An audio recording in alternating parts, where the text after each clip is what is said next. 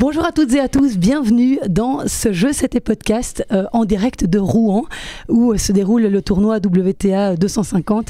Alors, je l'avais rencontré par écran interposé il y a 6 mois. C'était au Japon, à Osaka. Il était en compagnie de Philippe Dehaze. Martin Villard me fait le plaisir d'être venu en live cette fois. Oui, finalement, ouais. Et alors, je vais te demander de mettre bien ton micro près de toi. Ok, je suis là. Bonjour tout le monde. Voilà, je me souviens que les conditions au Japon, c'était folklore. Oui, il y avait beaucoup de bruit. On était dans une salle, il y avait tout le monde qui est passé à côté. Mais enfin, c'était très chouette. Vous avez beaucoup apprécié les propos de Martin. Et donc, je m'étais dit que c'était sympa de le retrouver pour du vrai. Alors, on est ici à Rouen. Tu es le coach de Diane Paris depuis 2 ans maintenant, bientôt 2 ans. Oui, à peu près. Ouais. Voilà, et donc Diane Paris qui a été, à l'époque, elle était aux alentours de la 50e place mondiale. Aujourd'hui, elle a un petit peu baissé au classement, mais c'est parce que notamment elle s'est blessée à la Billie Jean King Cup au mois de novembre. Oui. Et elle a un peu du mal à sortir de ces longs mois d'arrêt et de cette blessure qui lui pourrit un peu la vie depuis le mois de novembre. Ouais, après, Philippe, tu nous manques. Oui, Philippe, reviens. Et après toute la saison des durs, ils sont dû aller jouer en Colombie, sur la terre battue, altitude. Alors, c'était des conditions vraiment difficiles. Alors, ils n'ont pas eu beaucoup de temps d'adaptation. Alors, ils sont arrivés là-bas et malheureusement, premier match, Diane, elle se blesse au début de la deuxième manche. Okay. C'était les genoux de la jambe gauche. Okay. Et alors, tu sais, Diane, elle aime bien la compétition. Elle est assez têtue aussi. Alors, elle a voulu continuer. Elle a gagné le match. Elle a vraiment très, très bien joué. Elle s'est accrochée. Et bon, je ne sais pas comment elle a fait. Elle a joué comme sans bouger trop, mais bon, elle arrive à gagner. Je ne sais pas si c'était une décision trop intelligente, parce qu'après, peut-être elle s'est blessée un peu plus. Ou pas, je ne sais pas. Ouais. Mais alors, elle a continué le match, elle a gagné. Mais après ça, elle a dû s'arrêter pendant 7 semaines. Alors, c'était le temps de faire la période foncière, la préparation pour aller en Australie. Elle ne pouvait rien faire, rien du tout. Alors, c'était dur. Ouais. Alors, on n'a pas eu le temps de pouvoir s'y préparer. On avait pensé de faire la United Cup et tous les tournois avant l'Open d'Australie, mais chaque semaine, on disait non, on a encore une semaine, encore une semaine, encore une semaine.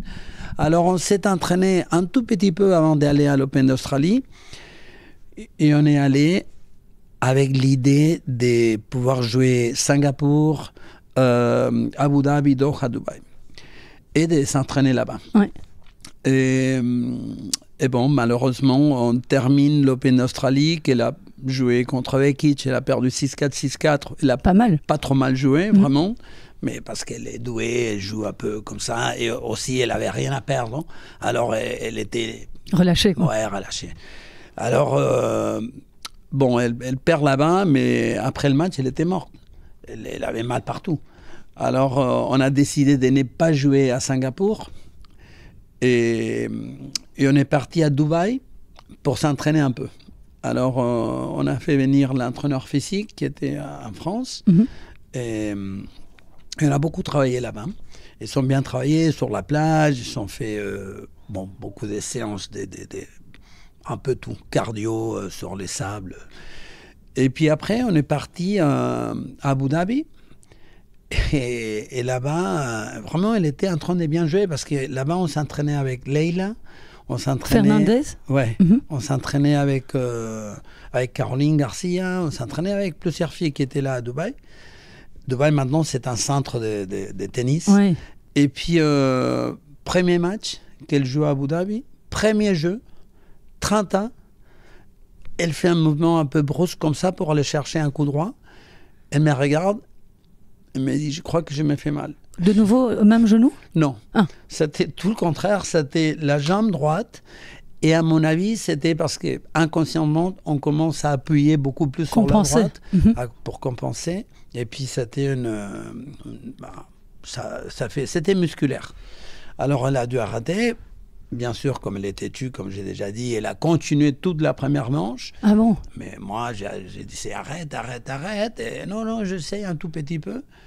Et alors, elle perd la première manche et finalement, elle s'est rendue compte, elle dit, non, j'arrête. Bon, alors, c'était maintenant une autre blessure, on a dû attendre encore.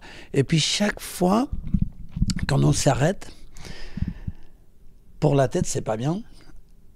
Et après, quand tu recommences, bien sûr, même si tu fais la préparation physique, c'est pas la même chose. Ouais.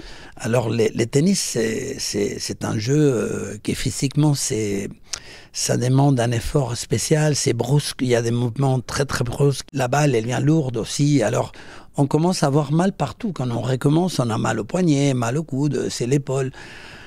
Mais on n'est pas habitué, c'est des gestes un peu spéciaux pour le tennis. Okay. Alors bon, écoute, à partir de là-bas, on recommence. Alors on a essayé de se préparer pour pouvoir jouer après, mais ça n'a pas fonctionné. On est rentré en France.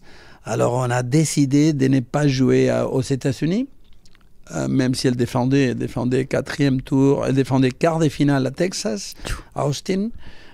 Quatrième tour à Indian Wells et deuxième tour à Miami. Mais alors on décide qu'elle ne peut pas. Alors on décide de faire une préparation sur terre battue pour bien arriver à la saison de terre battue et surtout à Roland Garros. Et bon, on essaye de jouer à Antalya. Il y a 3 tournois de 125. Elle s'est refait mal. Encore? C'était pas quelque chose horrible, mais elle pouvait pas servir, elle avait un peu mal, comme ça. Bon. Alors ça fait 5 mois qu'elle peut pas jouer sans problème. Non, elle peut jouer, mais il a toujours quelque chose, elle peut pas servir, elle peut pas faire quelque chose. Et maintenant, j'espère que ça s'est déjà passé, on est bien. Alors, bon, on commence ici, on verra. Oui. Mais c'est toujours difficile. C'est toujours difficile parce que on perd un peu l'habitude de la compétition. Ben oui. On perd aussi les distances, tu vois. Quand tu joues, tu es habitué à lire un peu. Oui. Non, à lire, à anticiper. Et quand tu n'es pas habitué, c'est énorme. Le terrain, c'est... Quoi, même au niveau tactique, quand tu montes sur le terrain comme ça, tu perds un peu tes repères après avoir été aussi longtemps blessé? Oui, la balle, elle arrive à une vitesse impressionnante quand tu n'es pas habitué. Alors, retourner un service qui arrive à 200 à l'heure, c'est pas facile. Alors, tu peux le faire, mais tu peux pas placer la balle où tu veux. Ouais. Alors, tu t'es fait dominer tout le temps et tu n'arrêtes pas de courir derrière la balle et le terrain, il est grand. Ouais. Alors, comme ça, tu fais rien du tout. Ouais. Et tu te blesses encore. Bah oui, ouais. C'est un cercle vicieux. C'est très exigeant. Ouais. Et bon, maintenant, j'espère pouvoir trouver un peu les sensations de pouvoir jouer sans douleur, ouais. Pouvoir jouer et commencer à, même si on ne gagne pas, ouais. Commencer à sentir un peu qu'on contrôle la situation, non? Ouais. Oui, parce qu'après, il suffit de 2-3 victoires pour relancer la machine. Oui, surtout, Diane est une fille créative dans son jeu. Alors, elle a besoin de contrôler un peu la situation.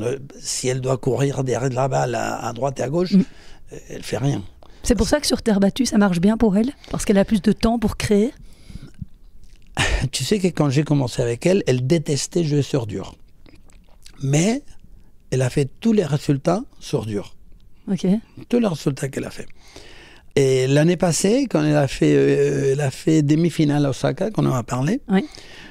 Je me souvenais que l'année d'avant, elle m'avait dit, elle avait perdu au premier tour. Elle m'avait dit, ah mais c'est nul jouer ici sur dur, je veux plus jamais jouer sur dur. Et maintenant elle arrive en demi-finale, elle me dit, tu sais, j'aime bien le terrain ici. J'ai dit, tu te souviens de l'année passée? Non, j'ai jamais dit ça. J'ai dit, bon d'accord. Têtu et de mauvaise foi. Et moi je te dis qu'à mon avis, la surface où elle joue le mieux, c'est le gazon. Ah oui. À mon avis. Hein. Moi, j'ai toujours dit que si un jour elle arrive à faire quelque chose grande dans un grand chelem, à mon avis, ça va être Wimbledon. Ah oui. Parce qu'avec son slice, son service, elle fait mal. Et donc pas sur terre, pour reprendre ma question. Moi, je pensais qu'elle était efficace parce que justement, elle avait ce côté créatif qui lui permettait d'avoir le temps d'un petit peu... mais elle fait moins mal avec son slice, elle fait moins mal avec son service. Alors, c'est pas une fille qui aime bien les échanges, les longs échanges. Elle n'aime pas. Alors, en plus, avec son revers, si elle joue dans la diagonale contre quelqu'un à deux mains, elle s'est fait dominer. Alors, 2 balles, et la troisième, et l'autre, elle fait une bombe en ligne, elle n'arrive pas. Alors, à mon avis, comme elle est créative comme ça, elle préfère des points de 3-4 balles, et puis elle fait vraiment mal. Alors, quand les points sont un peu plus longs, et les gens commencent à la faire reculer un peu, là, elle a des problèmes pour pouvoir dominer l'adversaire, non? Alors, mais elle joue bien sûr, elle joue très très bien sur terre battue, mais parce qu'elle a un bon coup droit lifté, non? Mais à mon avis, les gazons, c'est quelque chose que si un jour ça arrive, c'est enregistré, hein, donc tu verras. Finale Wimbledon, on en reparle. J'aimerais bien. En plus, Wimbledon, c'est toujours, tu vois, c'est l'histoire du tennis. Mais en plus, je crois qu'elle aime bien. L'année passée, elle a très très bien joué à Nottingham. Elle a fait demi-finale aussi, qu'elle a perdu contre Pliskova en 3-7, 6-4 au troisième. Mais elle a joué vraiment bien tous les matchs. Et c'était un plaisir de l'avoir joué. Elle fait ses services volés. Ah oui, top. Tu vois, service volé, pas tout le temps, mais service volé 1 fois par jeu, 2 fois, des fois. Et c'est joli de voir ça aussi. Oui, c'est sûr. Un jeu... Ah oui, c'est magnifique, service volé. Pour moi, ça manque énormément sur le circuit. Oui, parce que maintenant, personne ne le fait, parce que tout le monde a un retour impressionnant. Mais ça change. Ça coupe les rythmes, c'est la surprise aussi. Les gens, tu vois, tu les fais 1 fois tous les jeux, et tu mets l'autre en difficulté parce qu'elle doit prendre la décision si elle doit reculer, si elle doit avancer pour les retours. C'est quelque chose qui dérange beaucoup. Et tu crois que c'est encore possible à l'heure actuelle de développer chez une joueuse un jeu service volé, parce qu'il y a encore une Karolina Muchova qui est co-coachée d'ailleurs par Flipkens, une Belge. Muchova, elle a ce type de jeu-là. Flipkens aussi, il avait une main...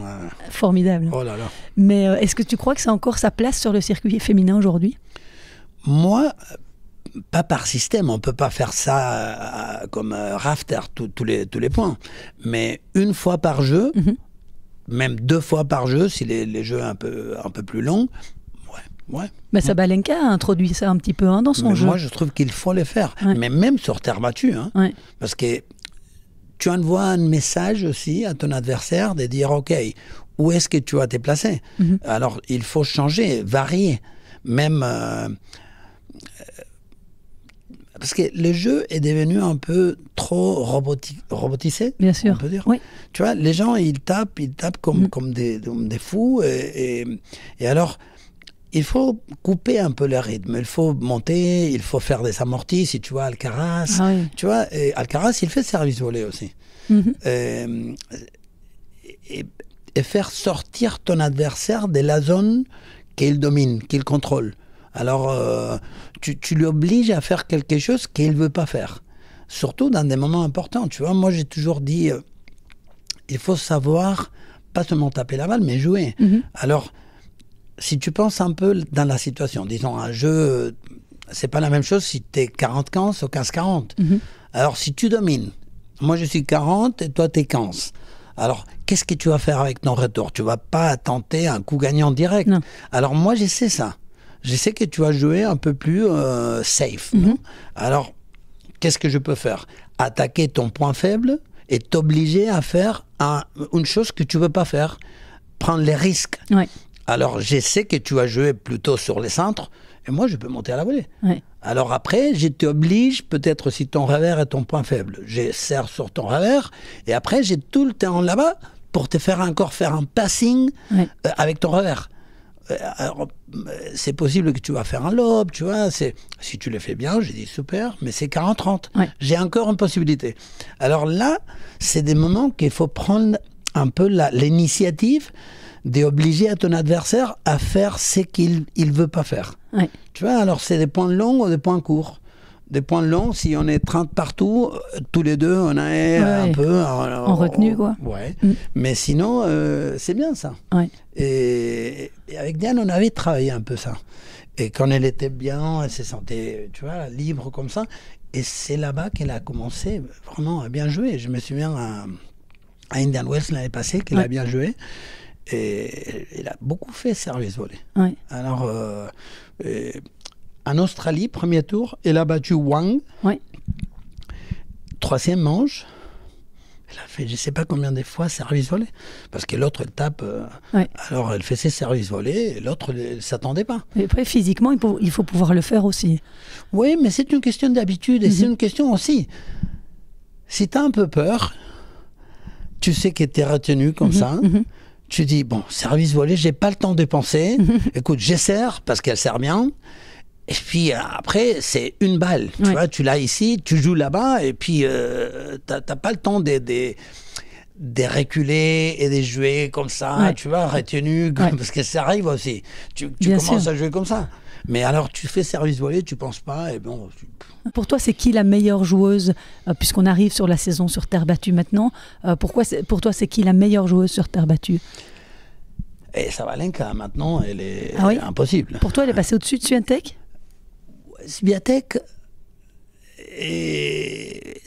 bien sûr, sur terre battue, elle est très très dure parce qu'elle a une balle comme ça, une balle avec une trajectoire qui était fait sortir toujours. Mais je la vois un peu moins solide maintenant. Elle est un peu irrégulière. Et par contre, Sabalenka, quand elle s'est mise à jouer, elle tape des bombes. Ça me fait penser un peu à l'époque de Sharapova, non? Sabalenka, c'était les moments que Sharapova jouait bien. Je me souviens quand j'ai entraîné Dolguerou, on a joué contre Sharapova 2 fois. Et... Tu étais content? Excuse-moi, hein, mais tu sais, à Miami, elle a perdu 7-6 au 3e. Elle sort du terrain, elle était contente parce qu'elle disait j'ai bien joué comme ça. Elle croyait qu'elle avait eu beaucoup de possibilités. Moi, vraiment, je voyais que chaque fois qu'il c'était comme ça, que les matchs étaient hyper serrés, Sharapova a commencé à jouer sur le centre à une vitesse et un poids des balles que c'était incroyable. Je sais pas comment elle faisait, mais chaque fois, elle avait la possibilité d'accélérer. Et c'était un jour qu'elle faisait un vent terrible. Et Sharapova, on a eu la chance qu'elle a fait beaucoup de doubles fautes. Mais quand elle commençait à taper dans les moments importants, et dans un moment donné, Alexandre s'est tourné, elle m'a dit elle m'a fait mal au bras, elle tape trop fort. Et moi, je voyais que l'autre, chaque fois, tapait plus fort. Contre le vent, c'était la même chose. Elle tapait sur le centre. Et puis, vraiment, c'était... Sabalenka, maintenant, c'est comme ça. Elle tape comme ça. Mais... Sauf que Sharapova ne savait pas bien voler. Mais Sabalenka, c'est vrai que la terre est peut-être pas la meilleure surface pour elle. Non, mais elle peut jouer. Elle peut jouer. Et en plus, l'attitude qu'elle a. Sabalenka, maintenant, c'est quelqu'un qui est... Même si on voit qu'elle est tendue comme ça, c'est quelqu'un qui est... Elle adore la situation, elle adore, comme on disait, ça fait longtemps, Martina Navratilova disait « You gotta learn to love the battle ». Et à mon avis, c'est une fille qui adore ça. Elle adore la situation difficile, la pression, les moments que tu vois que c'est délicat là-bas, que c'est le moment que tu vas t'échapper comme ça. Elle adore ça. Elle joue bien là. Il y a des autres filles que tu vois que la tête déjà, elles sont tendues comme ça. Mais peut-être elle est tendue aussi, mais tu vois qu'elle adore ça. Elle va aller chercher. Après, il y en a une petite qui lui a fait un peu mal quand même récemment, c'est Mira Andreeva, qui elle aussi sur terre est vraiment... Mais elle va jouer très très bien. Mira, c'est quelqu'un qui, à mon avis, elle va être peut-être numéro 1 mondial pendant très longtemps. C'est quelqu'un aussi, même situation. Elle joue. Elle joue. Elle adore jouer. Comme Carlos Alcaraz. Mais finalement, c'est un jeu. Alors, c'est pas taper la balle, c'est jouer. Et c'est lui qui arrive dans une situation stressante, dépression comme ça, à continuer à jouer, c'est celui qui gagne. Est-ce que Carlos Alcaraz, puisqu'on en parle, c'est le joueur le plus créatif pour toi sur terre battue notamment, parce que c'est là qu'il arrive quand même à déployer le mieux son jeu avec ses amortis. À mon avis, maintenant, oui. Ouais. Oui, parce qu'on a Sinner qui joue très très bien, mais il est beaucoup plus... robotique. Monotone. Ouais.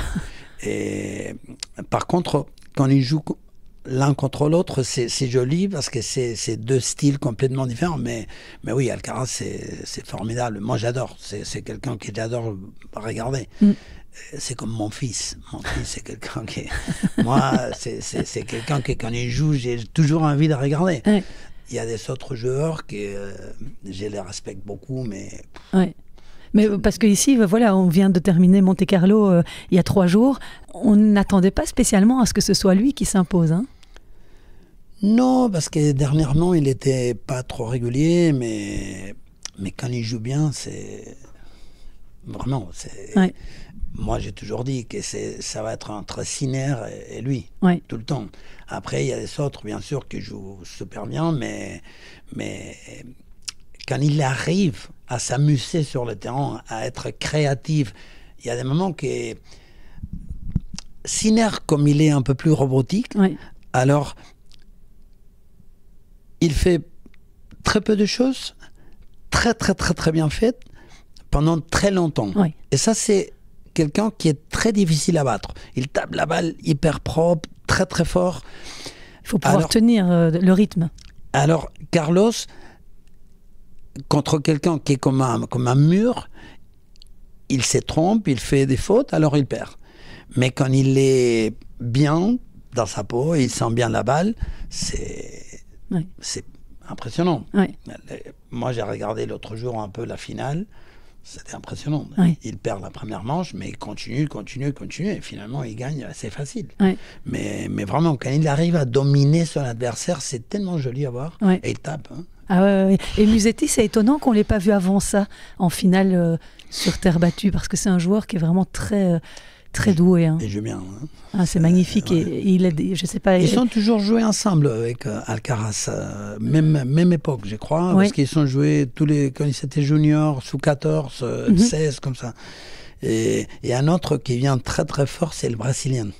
Oui, Joao Fonseca. Fonseca. Oui. Comme Oui, il tape. Hein. Oui. Les longues lignes qu'il fait, c'est... Je l'ai vu jouer à Bologne, en Coupe Davis. Ouais, c'est impressionnant. Il a 18 ans. Hein. Ouais. Donc, il est très très jeune et il est aussi comme ça. Ouais. C'est brésilien. Quoi. Ouais. Il adore il jogo bonito. Ouais. Il s'entraîne avec un ami, avec Franco Davin, qui était l'entraîneur de Del Potro. Ok. Et des Gaudio aussi, un bon joueur aussi, un type magnifique. Oui, parce que je rappelle que Martin est argentin d'origine, mais vit en Espagne. Ouais. Mais donc, c'est un ami argentin qui le coach. Ouais. Ok. Ouais. Et puis, il entraîne quelques semaines. Et je sais que lui c'est un super bon entraîneur. C'est quelqu'un qui travaille beaucoup. J'imagine qu'il va beaucoup lui aider. Ah oui. Parce que c'est quelqu'un... vraiment qui adore le tennis, qui adore travailler. C'est un très très bon entraîneur. Il peut aller jusqu'à top 5 mondial, tu penses? Ouais, maintenant il est très jeune. Hein. Il est très jeune. Mais on verra après quand on lui met à jouer tous les jours contre les très très forts. Ouais. Mais pour l'instant, quand il joue, vraiment, il y a quelque chose. Ouais. Par exemple, il est capable de changer la direction de la balle en vitesse, croiser long ligne tout le temps comme ça, c'est pas facile. Hein. Peut-être il lui manque un peu la main pour faire des amortis, pour changer un peu l'auteur de la balle et tout, mais non, à mon avis, ça va venir. Ça va venir. Par contre, il y a notre ami Novak Djokovic qui n'est pas au top de sa forme là. Il a de nouveau perdu tôt à Monte-Carlo. Ouais, mais il a quel âge lui? 37. Il y a un jour qu'il faut s'arrêter. Hein. Il y a un jour que les cordes te disent écoute, t'as déjà trop fait, c'est normal. Oui, pourtant c'est lui qui le sent comme ça, puisque qui mieux que Novak Djokovic connaît son corps. Il fait tout ce qui est possible et imaginable pour le préserver. Il pèse chaque gramme de nourriture qu'il mange, il fait son yoga là, tous les matins, il est hyper centré sur... Ouais, mais les temps passent, et surtout avec l'exigence du tennis. Pour toi, il ne peut plus gagner Grand Chelem? Il peut encore parce qu'il a une tête exceptionnelle, mais c'est pas facile. C'est pas facile. Maintenant, s'il doit jouer 3 matchs à 5-7 en plus, c'est très exigeant. Ouais. Et même si on a un jour de repos, il commence à voir déjà que le corps, il n'est pas là. Ouais. Et surtout, son jeu, il est très physique aussi. Alors, c'est pas quelqu'un qui est comme Roger, qui fait ses 3 points de service. Lui, il doit bouger chaque fois, il doit retourner, il doit bouger beaucoup, il doit aller chercher chaque balle. C'est un peu la même chose que Rafa, non? Oui. Il y a eu un moment on est plus lent, on n'arrive pas bien à la balle. Si on n'arrive pas bien, on ne peut pas taper, on fait pas mal, on s'est fait dominer. Et si tu te fais dominer à cet âge-là, courir tout le temps derrière la balle, c'est pas facile. Ouais. Et ça fait mal de voir ces champions un petit peu s'éteindre comme ça, de cette manière-là. Enfin, Rafa, on a vu ces derniers tournois, on se dit pourquoi est-ce qu'il a continué? Il aurait dû s'arrêter au sommet. Et ici, on a le sentiment que Djoko, alors peut-être Wimbledon, il est encore capable, effectivement. Peut-être que c'est ça. La surface peut lui aider, mais moi j'ai regardé le match de Rafa l'année passée contre Zverev à Roland. Fantastique. Quand il rentre dans les terrains, c'est vraiment, c'est impressionnant. C'est un idole pour tout le monde. Oui. Mais après, tu le voyais jouer et c'était pas les mêmes. Non. Et moi, je me sentais mal, vraiment. C'est pas que je voulais pleurer, mais vraiment, c'est triste. Oui. Parce que tu vois qu'il essaye, parce qu'il adore le tennis, et il peut pas. Oui. Il peut pas. Il ratait des balles que normalement, il ratait pas. Et heureusement, c'était Zverev. Oui. Mais j'imagine que si c'était un autre, moins bien classé, c'était la même chose. Et c'était pas joli de voir un idole comme ça, mais bon, c'est sa décision. Et lui, il croyait qu'il pouvait encore, il a essayé, il a le droit d'essayer, il n'a pas pu. Mais Djokovic, il est dans la même situation, parce qu'encore, il arrive à gagner des matchs. Alors, quand il arrive à gagner des matchs, mais il arrive à gagner parce qu'il peut lire un peu, il peut s'anticiper, la tête aussi, dans des moments donnés. Celui qui joue contre lui, il le sait. Il voit Djokovic de l'autre côté. Alors, déjà en entrant dans le couloir, il sait déjà que psychologiquement... Quand tu rentres dans les terrains contre Rafa, comme Zverev l'autre fois, Zverev il rentre, tout le monde oui, super. Mais il y a Rafa qui arrive et tu vois, c'était quelque chose d'impressionnant. Alors pour son adversaire, c'est dur, hein. Oui. Après, tu commences à jouer, tu vois que tu peux lui battre. Mais il y a des moments que si le match est très serré, oh là là, tu vois l'image de l'autre, il est énorme. C'est un géant. C'est des monstres. Hein. C'est les meilleurs de l'histoire du tennis. Et j'espère il y aura, c'est prévu, un très bel hommage à Rafa, à Roland-Garros cette année.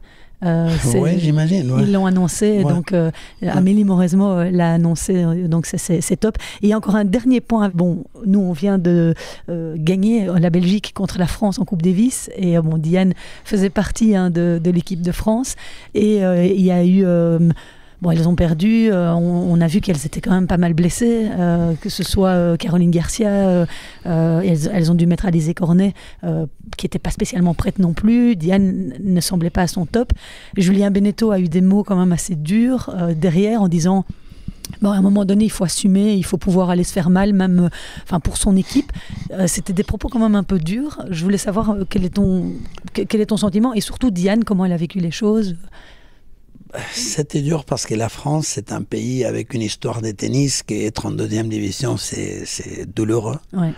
Alors Caroline, on voit, moi je ne savais pas, mais elle est allée, elle avait mal au dos. Moi j'ai parlé avec Julien, j'ai parlé avec Diane aussi, j'ai demandé mais qu'est-ce qui se passe? Non, elle a mal au dos. Les gens, on ne sait pas jusqu'où elle a mal au dos. Mais finalement, on voit qu'elle devait jouer ici et elle ne joue pas. Alors, si on va là-bas, c'est pour essayer de jouer. Mais si on voit qu'on ne peut pas, ça ne vaut pas la peine d'arriver à 3 partout et de devoir abandonner. Alors, Clara, malheureusement, elle menait 4 ans. Elle est tombée, ça fait très très mal. Très mal. Hein. Vraiment, c'est Clara Burel. Ça fait très très mal. Ça a cassé les ligaments croisés. Ça va être long. Hein.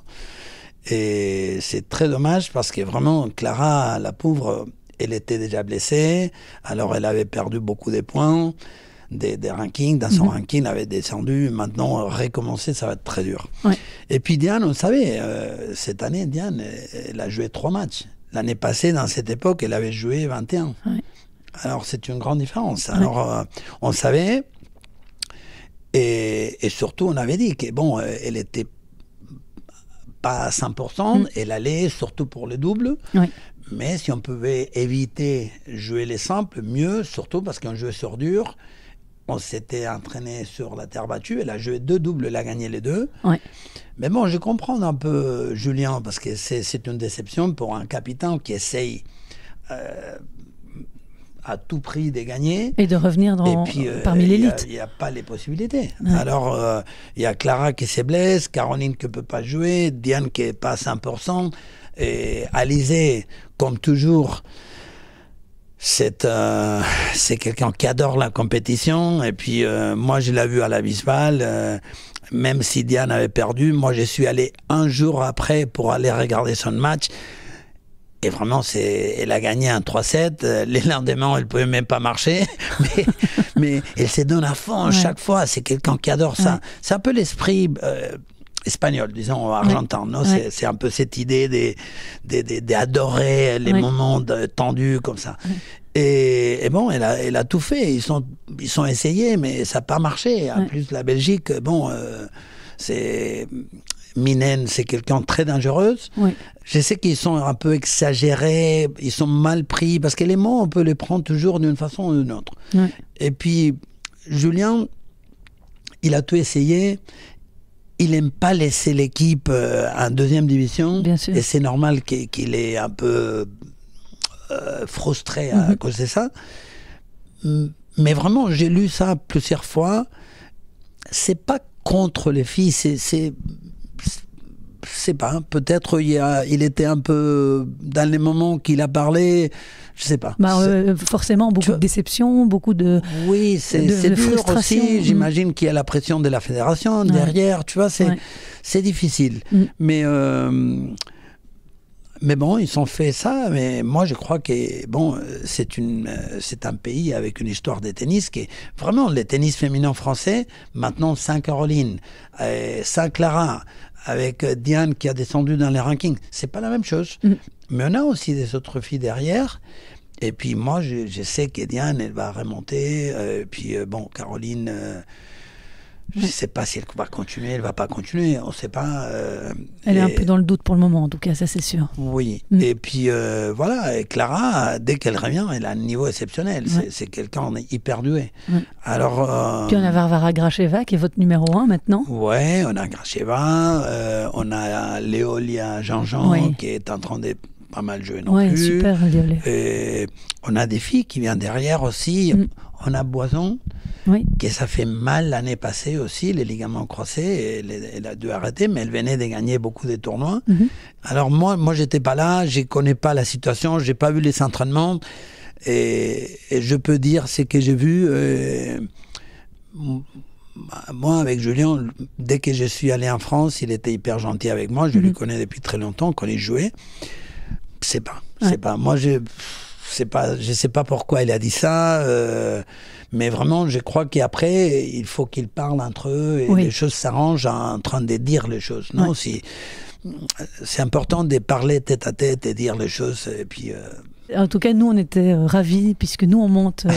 C'est bien. On va faire les barrages pour essayer de retrouver l'élite. Et pour une fois qu'on bat la France, en Coupe Davis, on a toujours été battus.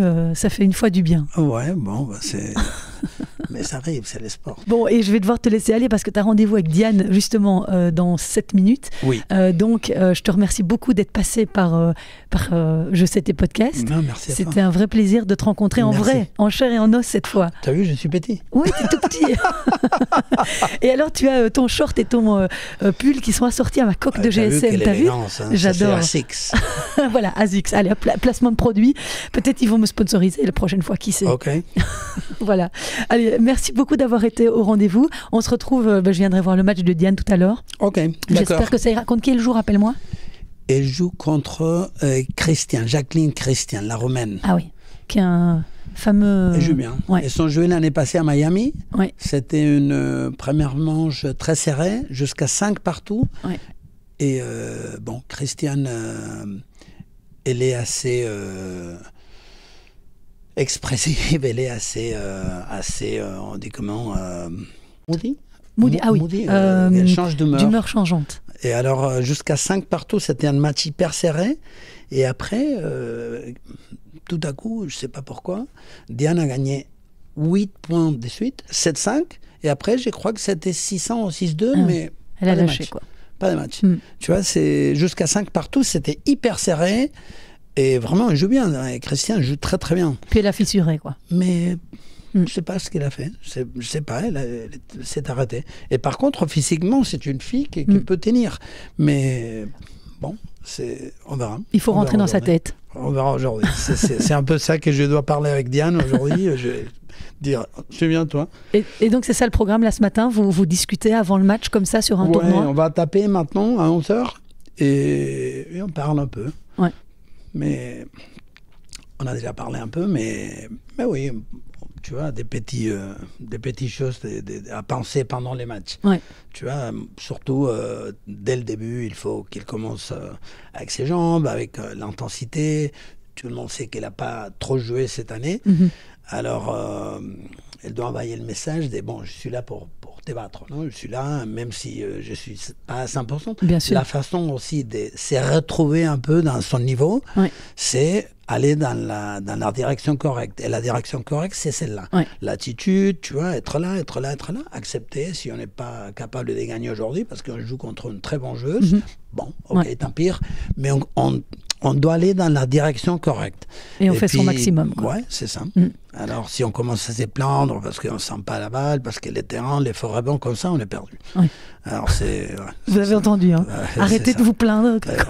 Apprenez à jouer, même quand on joue mal. C'est Rafa qui disait ça. Mais oui, mais apprenez à gagner en jouant mal. C'est la vie. C'est la vie. Bon, c'est une bonne conclusion. Allez, je te laisse partir, j'ai pas envie que tu sois en retard. Merci Martin. Merci. Et à très bientôt. Merci beaucoup. Ciao, au revoir.